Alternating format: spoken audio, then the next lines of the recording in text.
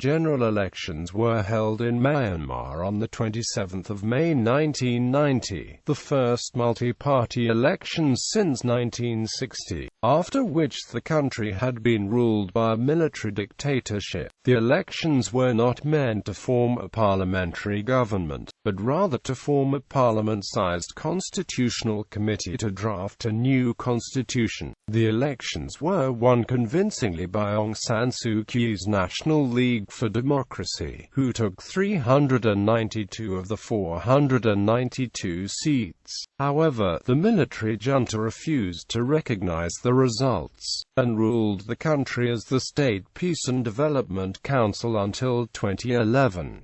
Voter turnout was 72.6%. Background: the aftermath of the uprising in 1988 and the rise of leader Aung San Suu Kyi placed worldwide media attention on the political situation in Myanmar. In September 1988, the State Law and Order Restoration Council, in its Declaration No. 1, had set 4 goals for the country: to maintain law and order, improve transportation, improve the humanitarian situation, and hold multi-party elections. It also stated that the military would not cling to power for long. Suu Kyi had been calling for dialogue between the SLORC and the citizens of Myanmar. In May 1989, the government reopened universities that had been involved in the uprising the previous year. At the same time, the government conceded and a date for the election was set for May 1990, with political parties registering for the election immediately. The date, the 27th of May 1990, was chosen for its auspicious nature surrounding the number 9, the 27th of May, and on the 4th Sunday of the 5th month. Parties and campaigning. 93 political parties presented a total of 2,297 candidates to contest the 492 constituencies,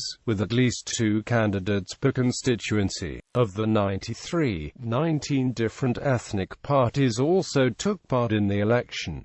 The National Unity Party was favored by the party to win. Suu Kyi, a popular opposition figure, ran against General Ne Win's largely disliked associate, Sain Lane. The symbol for the NUP was a sheaf of rice stalks, and the NLD's was a straw hat. Some people took to wearing rice stalks around their bare feet, a grave insult in a Buddhist country. Although election campaigning was underway, the government placed restrictions on opposition politicians. Aung, a former member of the junta, was expected to lead a weak coalition that would not challenge the interests of the army. He was imprisoned in 1988 for his outspoken views against the regime, but criticized Suu Kyi for being a radical manipulated by communists. Former Prime Minister U Nu remained under house arrest during the election process, as was Suu Kyi